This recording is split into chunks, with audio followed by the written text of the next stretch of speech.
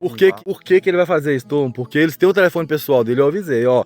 Vai gente demais ligar, o povo vai ficar tudo doido, então pega um chip só pro criatório. O Gasparzinho não animou botar o dele, não. Não dá. Fabrício, Gasparzinho, agora conhecemos o criatório.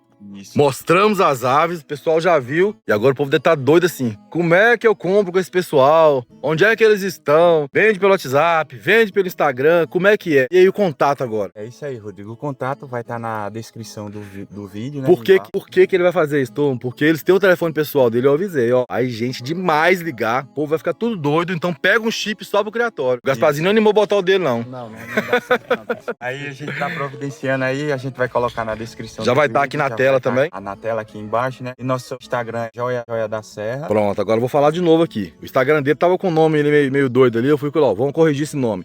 Agora é @Joia da Serra. Pronto. Fácil de entender, vocês podem seguir aí, vai estar também o nome aí.